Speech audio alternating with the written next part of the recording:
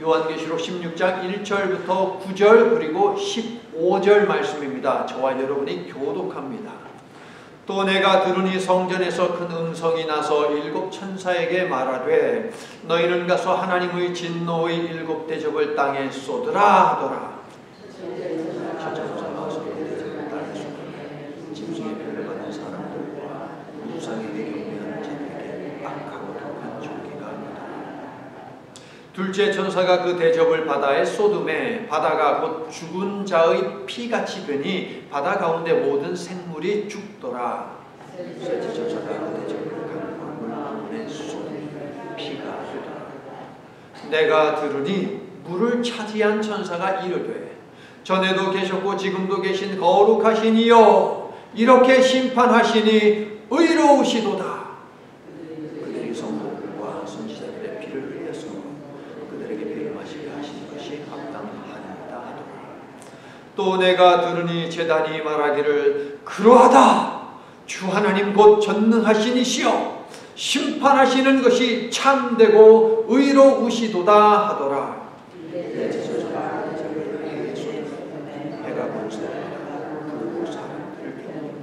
사람들이 크게 태움에 태워진지라. 이 재앙들을 행하는 권세를 가지신 하나님의 이름을 비방하며 또 회개하지 아니하고 주께 영광을 돌리지 아니하더라. 15절 보라 내가 도둑같이 보이니 누구든지 깨어 자기 옷을 지켜 벌거벗고 다니지 아니하며 자기의 부끄러움을 보이지 아니하는 자는 복이로다. 아멘. 지난 금요일에 스완 레이크 방향으로 제가 출근을 했습니다. 그 방향으로 이렇게 출근해서 가는데 2차선이거든요. 그런데 한 차선을 막아놨어요. 한 차선을 막아놓고 그러니까 오른쪽에 있는 차선이요. 2차선을 막아놨습니다. 그리고 1차선으로만 차가 가게 이렇게 했어요. 보니까는 저기 2차선 쪽으로는 스완 레이크로 이렇게 이제 빠지도록 안내를 하려고 그렇게 이제 꽃가를 갖다가 세워놨더라고요. 그래서 무슨 일인가 하고 이제 속도를 줄이고 딱 보니까 스완 레이크 안에 이렇게 텐트가 여러 개 막 쳐져 있었어요. 자, 텐트가 쳐져 있다는 건 뭡니까? 뭔가 한다는 거죠. 뭔가 한다는 거죠. 그래서 자세히 보니까 그 플랜카드가 이렇게 붙여 있더라고요. 아이리스 페스티벌 한다라고 하면서 아이리스 꽃 축제를 한다고 이렇게 써 있었어요. 혹시 지난 금요일에 아이리스 꽃 축제를 보러 가셨습니까, 여러분? 아니면 토요일에 가셨습니까? 오늘 가실 계획이 있습니까? 오늘 한번 가보세요. 뭐 축제니까는 많이 피지 않았을까 하는 생각이 듭니다. 자, 뭔가 일이 벌어지면 무대가 세워집니다. 그렇죠? 무대가 세워집니다. 그런데요, 아이리스 축제에서 그 쳐져 있는 그 텐트가 주인공은 아니잖아요. 그렇죠? 아이리스 축제에서 주인공은 무엇입니까? 아이리스이지요. 무슨 일을 하든지 간에 그 일에 앞서서 무대가 이렇게 설치가 됩니다. 무대가 설치가 되지만 그 무대가 핵심이 아니라 핵심은 무대에서 펼쳐지는 공연입니다. 그렇죠? 요한계시록 15장은 바로 이 무대 설치와 같습니다. 16장에서 펼쳐질 한 공연을 갖다가 보여주기 위해서 무대를 설치하는 것이 바로 15장에 있는 내용인데요. 자, 15장은 첫째 이렇게 시작했습니다. 마지막 재앙이라 라고 하면서 알렸어요. 16장에서 펼쳐질 공연은 무슨 공연이냐? 마지막 재앙에 관한 것이다 라고 알렸습니다. 그리고 축하 공연에 앞서서 가수들이 나와가지고 노래를 불렀습니다. 축하 공연 노래를 불렀습니다. 어떤 노래를 불렀습니까? 어린 양의 노래를 불렀고요. 모세의 노래를 불렀습니다. 그렇죠? 곧 펼쳐질 공연을 축하하는 이 합창이 끝났습니다. 그러자 오늘 말씀 1절 하늘 증거 장막 성전에서 큰 음성이 납니다. 가서 하나님의 진노의 일곱 대접을 땅에 쏟으라. 자, 일곱 금대접 안에는 무엇이 가득 채워져 있습니까? 하나님의 진노가 가득 채워져 있습니다. 태초로부터 참아오신 진노인이 얼마나 그 진노가 많겠습니까, 여러분? 어마어마하게 많은 그 진노가 모든 대접에 꽉꽉 채워져 있습니다. 이 명령을 받은 자들은 누구입니까? 7 천사들입니다. 15장 7절을 보면 하나님의 보좌에서 하나님께 시중 들던 네 생물들 중 하나가 7 천사들에게 대접을 하나씩 그렇게 7개를 나누어 주었습니다. 하나님의 진노를 가득히 담은 금 대접입니다. 자, 7이라는 숫자는 성경에서 무엇입니까? 7은 완전수입니다. 완전하다는 것이죠. 그러므로 7 대접과 7 천사는 무엇이냐? 빠짐없이 완벽하게 심판하고야 말겠다라고 하는 하나님의 심판 의지를 보여주는 것이 7 천사가 들고 있는 7 대접, 7 대접을 들고 있는 7 천사들의 모습입니다. 더 이상의 심판은 없습니다. 이게 완전하고 최종적인 심판 재앙입니다. 대접을 땅에 쏟으라. 창조주를 대적하고 짐승을 추종하고 우상을 숭배하던 땅, 불의와 탐욕에 물든 땅, 자비와 샬롬이 무너진 땅이기 때문에 완전한 하나님의 심판이 실행되지 않고는 백일 수 없어요. 완전한 하나님의 심판은 불가피합니다. 처음 4개의 대접은 어디에 쏟아지느냐? 자연계에 쏟아집니다. 나머지 3개의 대접은요, 사탄의 보좌에 쏟아집니다. 성도 여러분, 하나님은 악을 간과하거나 형량을 감하지 아니하시고 정확하게 심판하는 분이시다라는 것을 우리가 기억하자고요. 그런데요, 성도 입장에서 하나님이 행하시는 완전하고 최종적인 심판은 무엇이냐? 성도들의 고난을 끝내는 도구다라는 이것을 보시고 믿으시기를 축원합니다. 하나님이 행하시는 최종적인 심판, 그것은 더 이상 우리들에게는 고난이 없다라고 하는 그런 의미예요. 여러분 믿습니까? 이처럼 구원과 심판은요, 실과 바늘, 활과 화살과 같아요. 실과 뭐? 바늘, 활과 화살. 그러면 가전제품과 이것과 같아요. 가전제품과 얘는 뗄래야 뗄 수 없지요. 뭡니까? 전기. 전기 없으면 가전제품 소용없잖아요. 뗄래야 뗄 수 없는 관계예요. 그것이 바로 하나님의 심판과 하나님의 구원이에요. 하나님의 심판이 있다, 그것은 하나님의 구원이 있다라는 것이에요. 성도 여러분, 하나님의 심판은 땅에서 인내하고 믿음을 지킨 성도의 의로움을 입증하는 사건입니다. 열 재앙을 내려 이스라엘을 구원하여 자기 백성 삼으신 것처럼 하나님은 세상을 심판하심으로 성도들을 신원하시고 의롭다 인정하시고 천국 백성 삼아 주실 것입니다. 구원과 심판은 늘 함께 한다, 늘 언제나 함께 간다는 사실을 기억하면서 마지막 7 대접 재앙, 그 이면에 있는 구원을 바라보는 저와 여러분이 될 수 있기를 예수님의 이름으로 축원합니다. 심판을 이야기하지만 우리는 심판을 보는 사람들이 아니에요. 구원을 보는 사람들이다라는 것이죠. 자, 첫째 천사가 대접을 확 쏟습니다. 어디다 쏟습니까? 보니까 2절 어디다 쏟아요? 땅에다 쏟아요. 그랬더니 어떻게 되었습니까? 악하고 독한 종기가 온 땅을 휩쓸어 버립니다. 출애굽 때에 애굽을 강타했던 6번째 재앙이 다시 임하게 되는 것이에요. 이번에는 온 땅에. 남은 재앙들에서도 확인이 되지만 성도 여러분, 하나님께서 최후의 심판 때 행하실 재앙들은요, 이미 역사 속에서 이미 다 사용하신 것이에요. 이미 다 우리에게 보여주신 것들이에요. 무슨 말인고 하면 최후의 7 재앙들은 무엇이냐? 이미 다 예고하신 심판이고 이미 시작하신 심판이다라는 거예요. 여러분, 자, 제목을 한번 읽어주세요. 시작. 이미 예고하고 시작하신 심판입니다. 뭐 새로운 것이 아니라는 거예요. 최후에 있을 최종적인 완전한 그 심판을 이미 성경에서 하나님이 다 얘기해 주셨어요. 이미 시작하셨어요. 그러나 16장에서 하나님의 진노의 심판에 대한 인간의 반응에서 찾아지듯이 인간이 회개하지 않고 오히려 하나님을 비방하기 때문에 알아차리지 못하는 거예요. 회개하는 마음이 있다면 성경을 통해서 야, 하나님은 반드시 심판하시는구나. 심판하실 때 이렇게 심판하셨고 저렇게 심판하셨네. 앞으로도 동일하게 심판하시는 것이 성경에서 읽혀지네 라는 것을 깨닫게 되는 것이죠. 도무지 하나님의 말씀을 들을 마음이 없고 하나님께 관심을 하지 아니하니까 하나님께서 아무리 많은 샘플들을 성경을 통해서 보여주심에도 불구하고 모르는 거예요. 샘플들을 많이 보여주시거든요. 엔타이 크라이스트 해가지고 적그리스도 이야기 하잖아요. 적그리스도. 미래에 있을 아무개만 생각하지 마시고 그동안의 역사 속에서 있었던 수많은 적그리스도들을 우리가 생각할 수 있어야 돼요, 여러분. 근데 이단들은 그렇게 얘기하지 않죠. 미래에 있을 시간을 막 이야기하면서 그렇게 이야기하죠.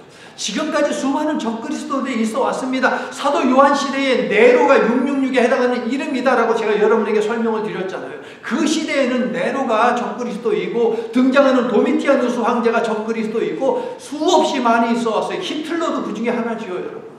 수도 없이 많이 있어 왔어요. 그러므로 그 안경을 끼고 우리가 역사를 읽어낼 수 있어야 돼요.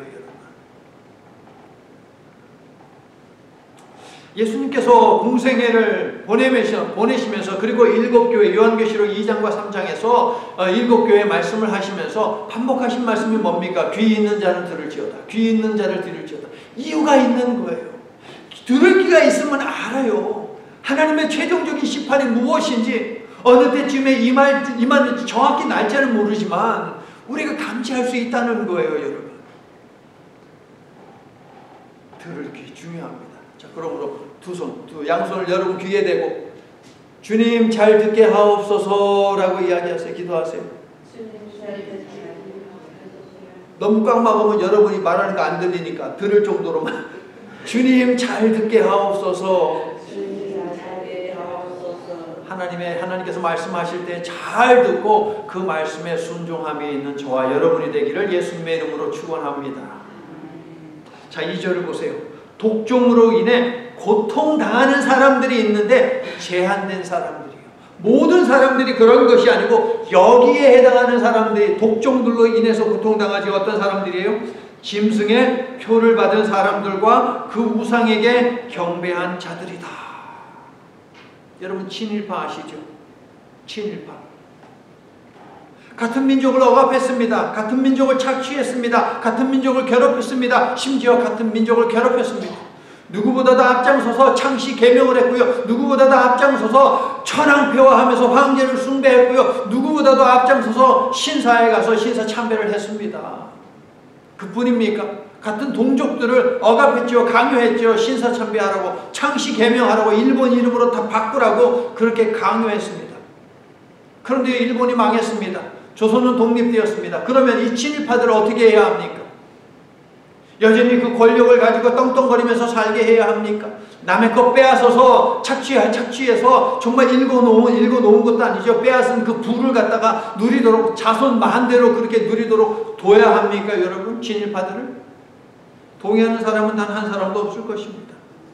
여러분, 누구를 예배하느냐, 무엇을 예배하느냐가 최후의 심판 때 있을 독종 심판 유무를 가린다라고 하는 것을 2절을 통해서 우리가 볼 수 있어야 합니다. 누구를 예배하느냐, 누구를 경배하느냐에 따라서 하나님의 심판이 있고 없고가 정해진다라는 거예요.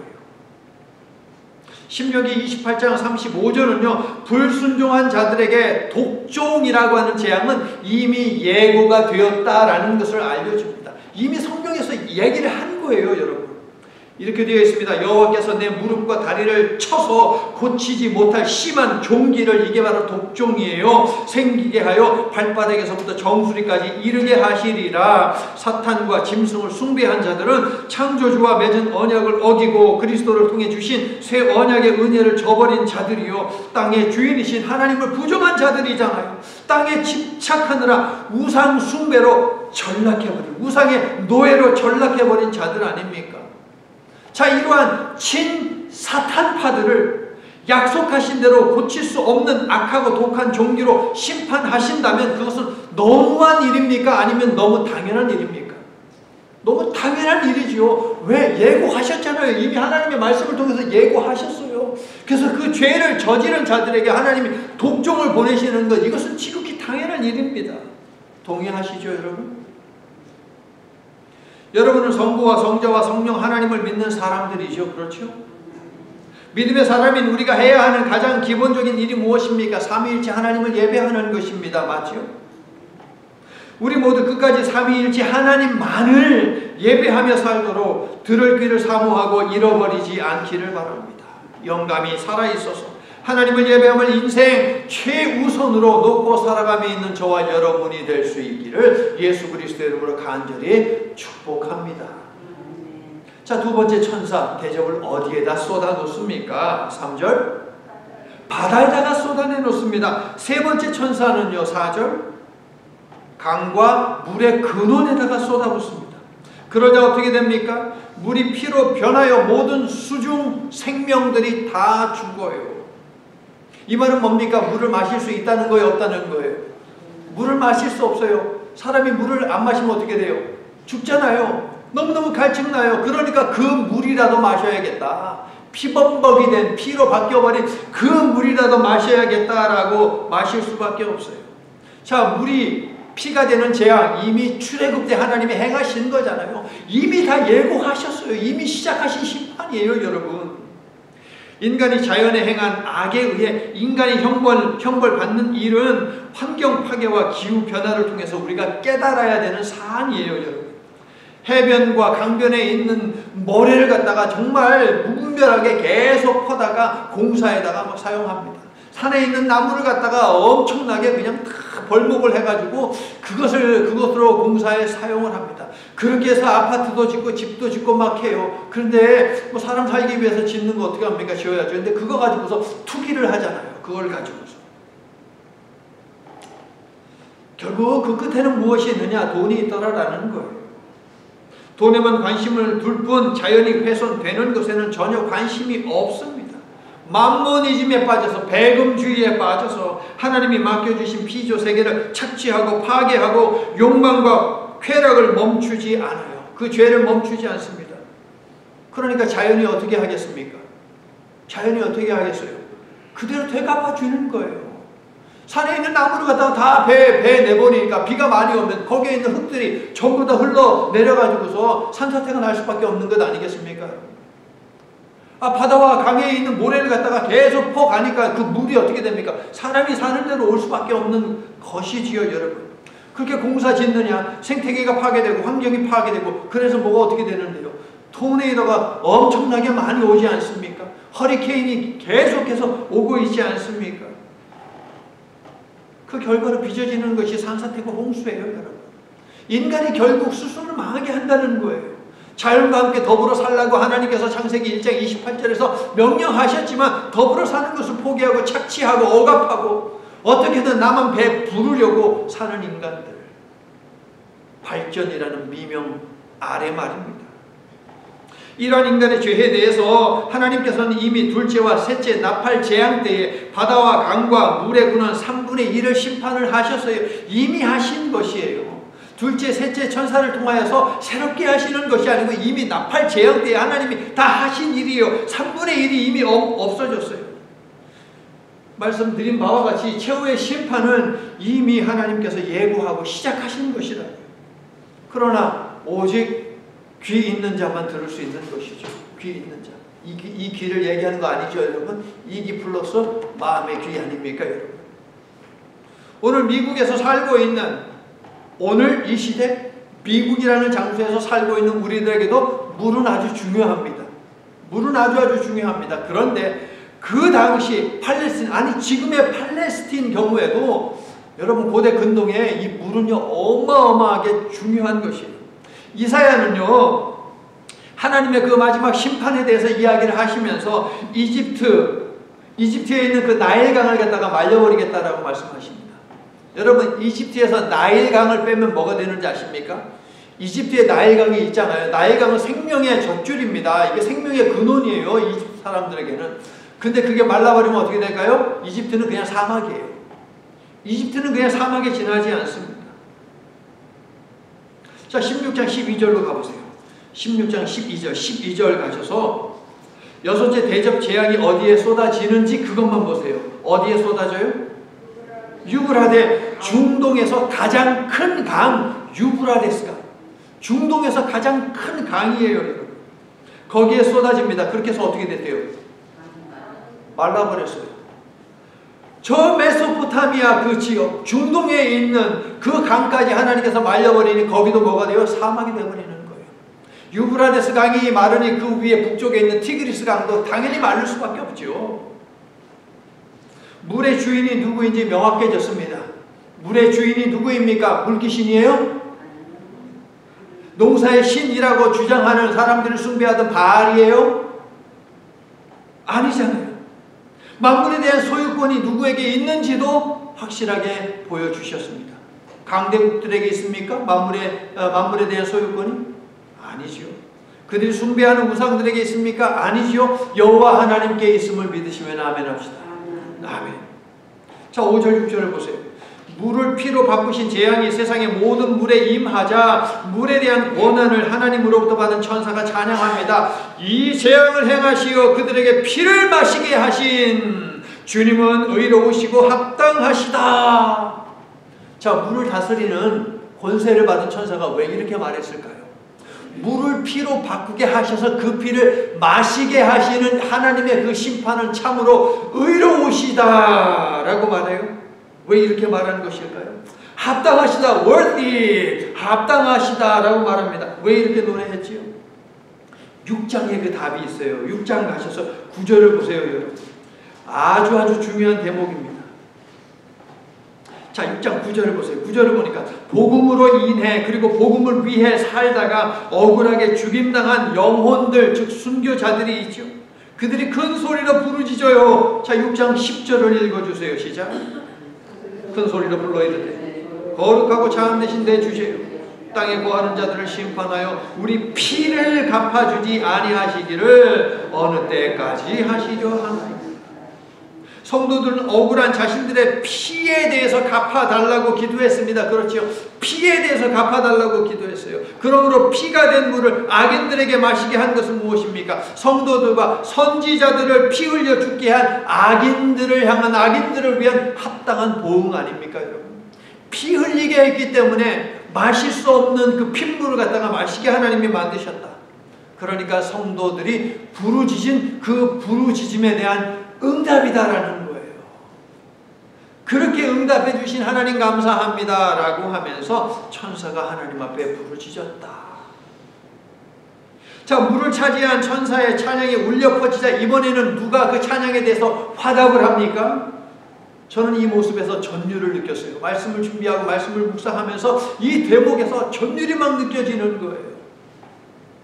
누가 화답했어요? 제단이. 천사가 성도들의 피를 흘리게 한 자들에게 피를 마시게 하는 그런 심판을 내리신 하나님의 그 심판이 합당하십니다, 의로우십니다 라고 찬양을 하니까 제단이 이어서 그것을 받아가지고 찬양을 했어요. 7절 그러하다 주 하나님 곧 전능하신 이시여 심판하시는 것이 참되시고 의로우시도다. 다시 여러분 6장 9절로 가서 보세요. 순교자들이 어디에서 부르짖었어요? 순교자들이. 여러분 그거 찾아야 돼요. 어디에서 부르짖었어요? 제단 아래에서. 제단 아래에서 부르짖었는데 16장에 가서 그 제단이 이야기하는 거예요. 성도들의 그 피 부르짖음에 하나님께서 응답하셨도다 할렐루야라고 제단이 찬양하는 거예요. 그러므로 오늘 보면 7절은요. 고난 중에도 믿음을 포기하지 않은 성도들의 기도가 응답되었음을 제단이 기뻐하며 찬양하는 거예요. 여기 이 제단이 말입니다. 여러분이 앉아있는 이 제단이 여러분이 하나님 앞에 간절히 드린 그 기도가 응답되었을 때에 여기 이 제단이 여러분을 축복하고 하나님을 찬미한다고요. 여러분 성도들의 피를 흘린 자들로 하여금 피를 마시게 하시니 전능하신 주 하나님의 심판은 참되고 의로우시도다. 할렐루야. 이 제단이 여러분이 이 제단을 찾아와서 간절히 기도할 때 그 기도를 이 제단이 다 들어요. 다 들어요. 그리고 하나님이 이제 그 기도에 대해서 응답하실 시간을 작정하지 않습니까? 그리고 그 시간이 임해서 여러분의 기도가 응답되었을 때 이 제단이 찬양한다고요. 여러분 믿습니까? 오늘 말씀이 그 얘기를 해주는 거예요. 성도 여러분, 천사와 제단의 고백처럼 하나님께서 세상을 판단하시는 방법은 정확해요. 피 흘리게 했더니 그 피를 마시게 하잖아요. 여러분 하나님은 반드시 응답하세요. 정확하게 하나님 응답하세요. 여러분 믿으시기를 축원합니다. 하나님은 우리 기도에 반드시 그리고 합당하게 응답하는 분이시기 때문에 어둠의 권세는 어떻게 하는지 아십니까? 우리 기도의 숨통을 끊어놓으려고 해요. 기도하는 우리의 숨통을 끊어놓으려고 해요. 그래서 기도 못하게 하려고 해요. 왜요? 기도만 하나님이 들으시고 응답하거든요. 이 제단도 듣고 하나님을 나중에 찬양하게 되거든요. 사탄은 알아요, 여러분. 악의 세력은 우리의 기도의 숨통을 끊어 우리로 하여금 기도하지 못하게 한다라는 이 사실을 우리가 기억해야 합니다. 여러분의 기도에 대한 응답이 이루어질 때마다 제단을 찾아서 하나님의 천사와 함께 하나님을 찬양하며 여러분 선포하세요. 따라서 한번 고백해봐요. 응답하시는 하나님은 의롭고 참되고 합당하시도다. 제단과 함께 여러분도 그렇게 선포하세요. 응답하시는 하나님은 참되시다, 의로우시다, 그리고 합당하시다. 자, 네 번째 천사가 이제 등장합니다. 어디에다가 대접을 붓습니까? 네 번째 천사? 해에다가, 태양에다가 대접을 쏟아붓습니까? 어떻게 됐습니까? 어떻게 돼요? 예, 사람들을 불러 태워요. 그런데 순서가 있어요. 태양이 하나님으로부터 권세를 먼저 받아요. 태양이 하나님으로부터 권세를 받은 다음에 자신의 그 뜨거운 곳으로 사람들을 태웁니다.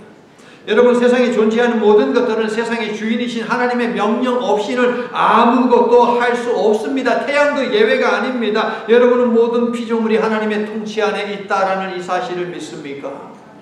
아멘.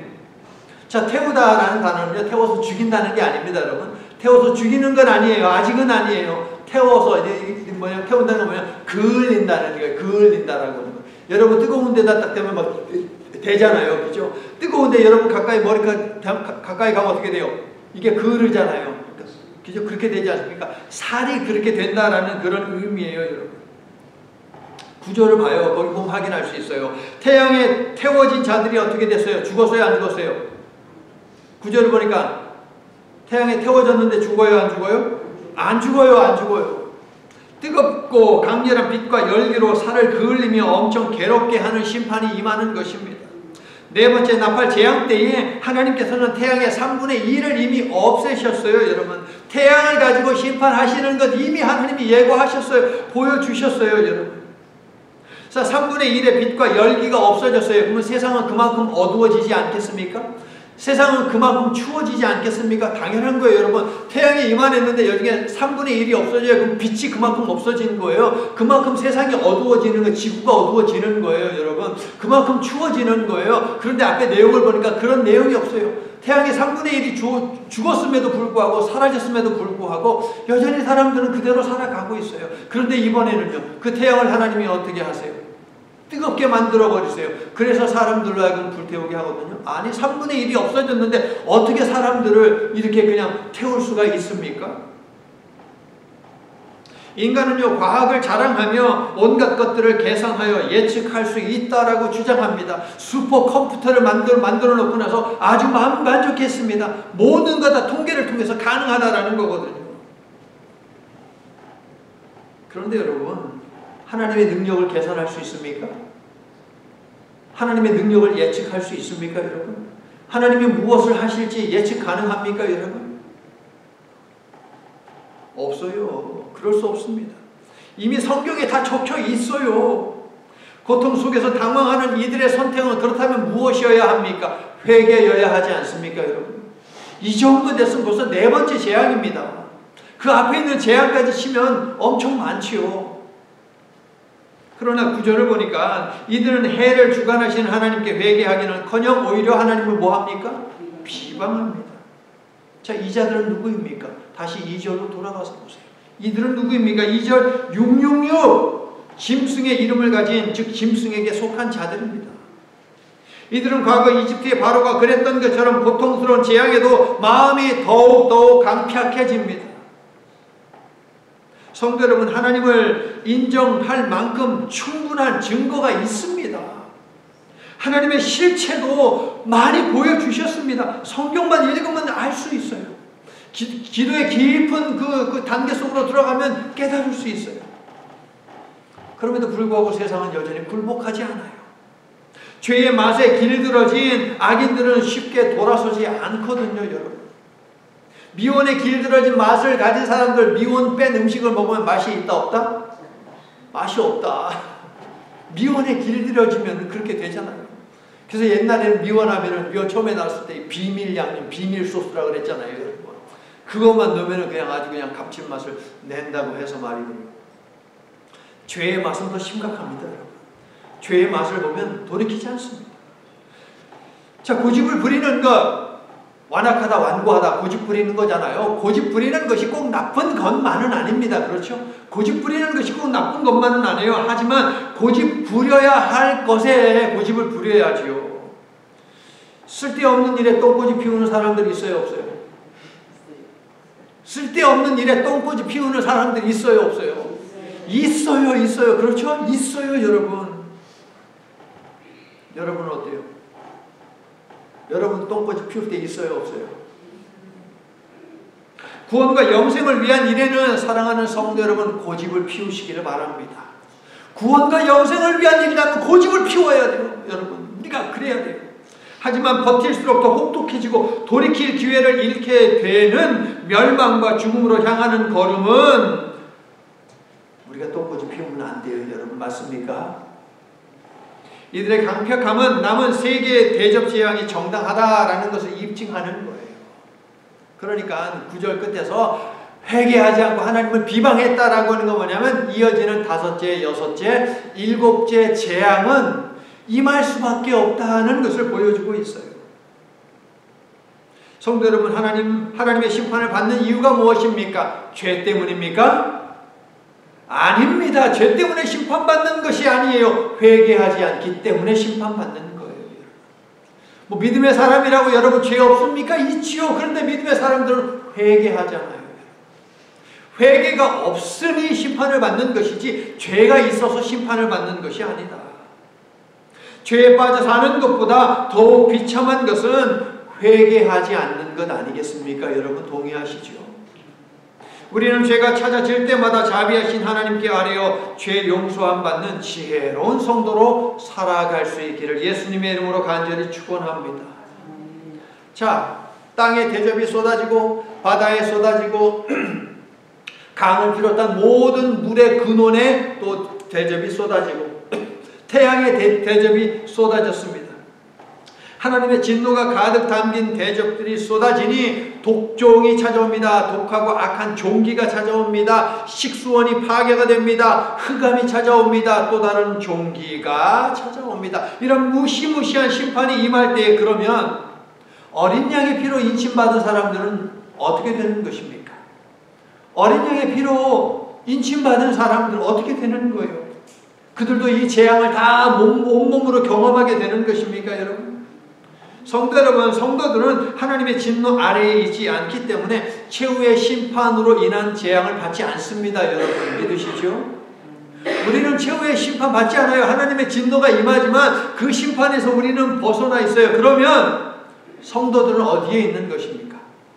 어린 양의 이름과 아버지의 이름으로 인침받은 그 성도들은 그러면 이 재앙이 임할 때 어디에 있습니까? 15절을 보세요. 15절. 보라, 내가 도둑같이 오리니 누구든지 깨어 자기 옷을 지켜 벌거벗고 다니지 아니하며 자기의 부끄러움을 보이지 아니하는 자는 복이 있다.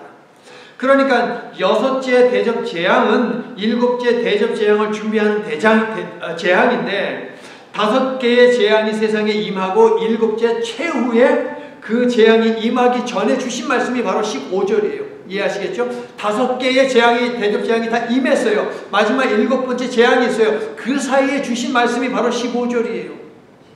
그런데 예수께서 하신 말씀이 뭡니까? 예수께서 갑작스럽게 재림하실 것이니 자기 옷을 잘 지키고 입고 있어라 라는 말이에요. 이 말은 뭡니까?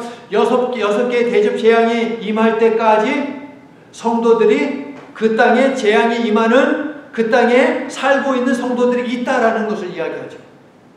그러면 이 성도들은 어떻게 되는 것입니까? 여기서 이제 나오는 단어가 있습니다.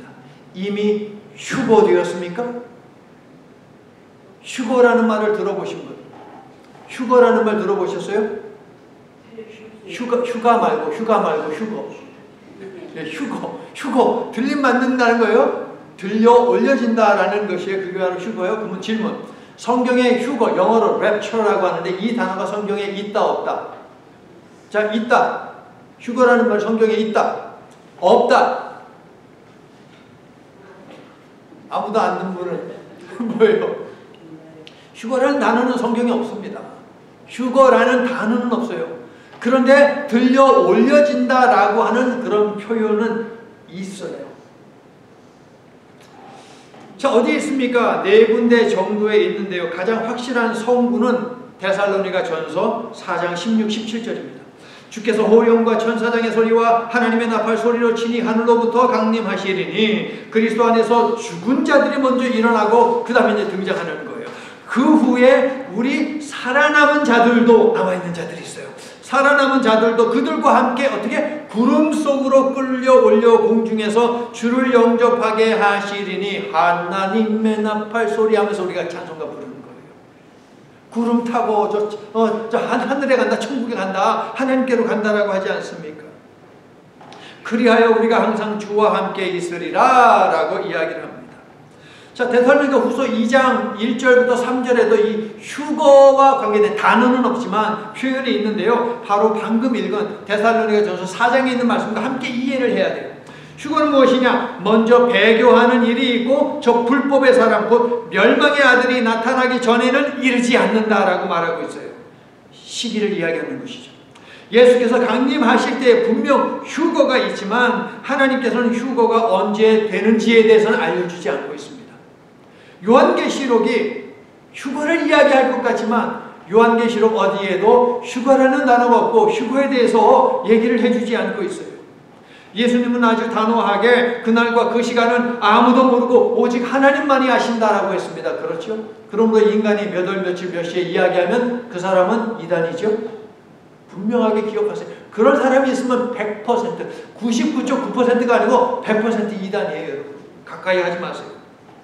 자, 그러면 이제 여기서 이어지는 질문이 뭐냐면 휴거라고 하는 것은 딱 한 번 예수님이 재림하실 때만 있는 일회성의 사건이냐라는 거예요. 휴거, 하늘로 들려 올려가는 것, 이것은 예수님이 재림하실 때, 강림하실 때 딱 한 번 있는 사건입니까? 그렇지 않아요, 여러분. 살아있는 에녹을 하나님이 불러 올라가셨어요. 그렇죠? 엘리야는 어떻습니까? 회오리 바람과 함께 하늘로 올라갔다라고 되어 있어요. 예수님은요, 들려 올려진 것이 아니고 예수님은 스스로 올라가셨죠. 요한계시록 11장에 등장하는 두 증인 역시 하늘로 불려 올라갔습니다. 계시록 11장 12절 하늘로부터 큰 음성이 있어 이리로 올라오라 함을 그들이 두 증인들이 듣고 구름을 타고 하늘로 올라가니 그들의 원수들도 구경하더라. 이미 우리가 다 11장 살펴보지 않았습니까? 그러니까 일회성의 사건이 아니다라는 것을 우리가 알 수 있어요. 예수 그리스도의 재림 때에 있을 휴거가 언제냐라는 것은 우리만 궁금해하는 것이 아니고 학자들도 궁금해요. 그래서 학자들이요 연구를 하는 거예요. 성경 여기저기 찾아가지고 연구를 하는 거예요. 도대체 휴거가 언제냐라고 해서 학자들이 여러 가지 주장을 하는데 크게 4가지로 나눌 수가 있어요. 4가지로 나눌 수 있는데, 자, 다니엘서를 보게 되면 7년 대 환란을 예언하시거든요. 최후의 때에 7년 대 환란이 있을 것이다 라고 다니엘서를 통해서 이야기하는데, 학자들은 이렇게 이야기합니다. 환란 전 휴거. 환란 전 휴거. 이건 무슨 이야기일까요? 7년 대환란이 있기 전에 휴거되는 사람이 있을 것이다 라는 것이 첫 번째. 두 번째, 환란 중 휴거를 주장하는 학자들이 있습니다. 7년 대환란이 있는 그 가운데 휴거되는 성도들이 있을 것이다 라는 말씀이겠고요. 세 번째는요, 환란 후 휴거입니다. 이건 뭡니까? 7년 대환란이 다 끝나면 휴거가 된다. 마지막 4번째, 부분적인 휴거가 있다라고 주장합니다. 부분적인 휴거는 뭐냐면은 환란 전 휴거와 환란 후 휴거가 같이 일어난다는 것이거든요. 이런 거예요. 자, 하나님께서 환란을 보내실 때에 하나님은 뭘 보세요? 구원하기 위해서 뭘 보세요? 믿음을 보시잖아요. 그러니까 믿음이 입증이 된 그런 성도들은 환란 전에 하나님께서 휴거를 하늘로 불러 올리신다. 그런데 환난이 진행되는 그 가운데 하나님을 믿는 사람들이 있을 것 아니에요. 돌이키는 사람들이 있을 것 아닙니까? 그렇게 해서 믿음을 증명한 사람들 플러스 환난 전에는 믿음이 증명되지 못했지만 환난을 통과하면서 믿음을 증명한 사람들도 있을 것 아닙니까? 그리스도인들 가운데 그들은 환난 후에 휴거가 된다라고 이렇게 네 가지로 나누어서 학자들이 이야기합니다. 어려워요, 여러분? 어렵지 않죠? 핵심은 뭐냐? 휴거는 있다. 휴거는 성서적이다. 그 단어는 나오지 않지만 하나님께서 성도들이 고난 가운데 있을 때에 불러 올리시는 일이 있다. 시편 34편 19절 20절 보면 거기에 나와요. 하나님께서 고난 중에 있는 의인들을 하나님께서 확 낚아채 올리신다라는 말씀도 있거든요. 분명해요. 이것은 성경적이에요. 그럼 여러분은 어떤 것이 더 설득력이 있는 것 같아요? 이것이 맞다라고 하는 것은 없어요. 이것이 맞다라고 하는 것은 없어요. 모두가 휴거가 있다라고 하는 거예요. 그러니까 여러분도 저도 어느 순간 하나님께서 우리를 하나님 나라로 데리고 올라가실 때가 있다는 이 사실 여러분 믿죠, 여러분? 그럼 하나님은 왜 언제 휴거가 있을 것이다 라는 것을 알려주지 않을까요? 그것은 본질적인 것이 아니에요. 요한계시록을 통해서 알려주시고자 하는 본질적인 것은 그것이 아니에요. 휴거가 언제냐? 666은 누구를 지칭하는 것이냐? 그거 아니에요. 알려주고자 하는 것은 그것이 아니에요. 요한계시록이 우리에게 강조하는 본질적인 것은 그렇다면 무엇입니까? 성도는 하나님의 진노 아래에 있지 않다. 믿습니까? 이거예요. 하나님이 진노하셔서 세상을 심판하시지만 성도는 그 진노 아래에 있지 않다. 이 이야기를 하는 것이고 성도에게 고난이 있다.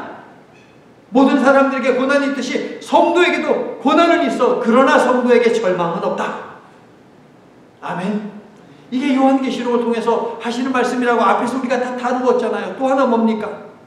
반드시 이기게 할 것이다. 그러므로 너희는 이긴다. 라는 이 위로와 격려의 말씀을 주시는 것이 요한계시록이죠, 여러분. 이미 요한계시록 앞부분에서 가르치고 강조해서 이미 다 얘기한 거예요. 이미 예고하고 시작하신 심판이고 구원이다라는 것입니다.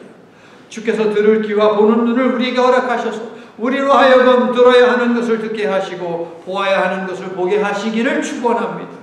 고난 속에서 절망하지 않고 고난 너머의 승리를 희망하며 사는 저와 여러분이 될 수 있기를 또한 예수 그리스도의 이름으로 간절히 축원합니다.